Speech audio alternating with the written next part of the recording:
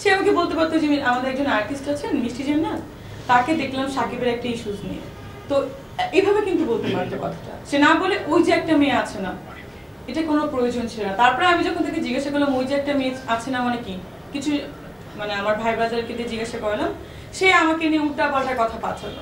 তখন আমি বললাম যে সে যদি ইভেন আপনারা দেখেছেন আমি 20 সালে তার একটা প্রোগ্রামে গিয়েছিলাম 4 বছর পরে, আমি 24-এ মানে কয়দিন আগে একটা তার প্রোগ্রাম করেছি, কারণ সে 20 সালে আমাকে প্রচন্ড পরিমাণে অপমান করে কথা বলেছিল। আমি তখন স্টেপ নিতে চেয়েছিলাম, বাট আমার মনে হয়েছে থাক, সে সিনিয়র আর্টিস্ট, সে তার প্রোগ্রামে এইভাবেই কথা বলে, ইটস ওকে।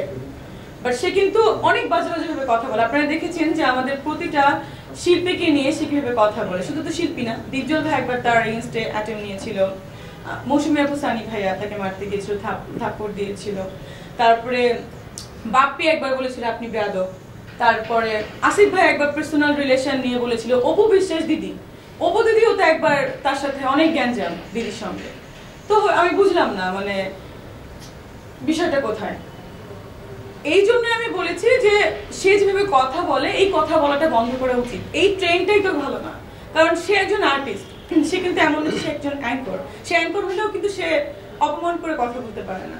সে একজন আর্টিস্ট, সে সবাইকে সম্মান করে বলবে। সে ইভেন কি হলো, মুরাদ ভাইয়া ছিল, তাকে বলতো টাকলা মুরাদ, সে ইকবালকে বলে টাকলা ইকবাল, আপনাকে শোনা যায় বলতে, এভাবে তো কথা বলতে পারে না। কেন বলবে? এটা তো ইনডিরেক্ট ভাবে অপমান করা।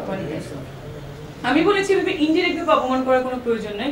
ইভেন আমাকে সে বলে যে তুমি যে ডাক্তার হয়েছে তোমার সার্টিফিকেট, মানে তাহলে বিএমডিসি আমাকে কি দিল?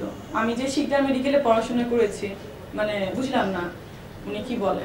তারপরে আমাকে বলে আমি তার প্রোগ্রামে আমার কাজিনকে নিয়ে গেছিলাম, আমার আপন মামাতো ভাই নিয়ে গেছি, বলে যে আপনার সঙ্গে যিনারা এসেছেন ইনারা কেউই আপনার আপন ভাই ব্রাদার না, আপনি এদেরকে সাজিয়ে নিয়ে আসেন এবং আপনি মানে ব্যাড ইঙ্গিত করে বলছে, মানে তাদের সাথে তারা আমার সাথে আমার একটা ব্যাড রিলেশন।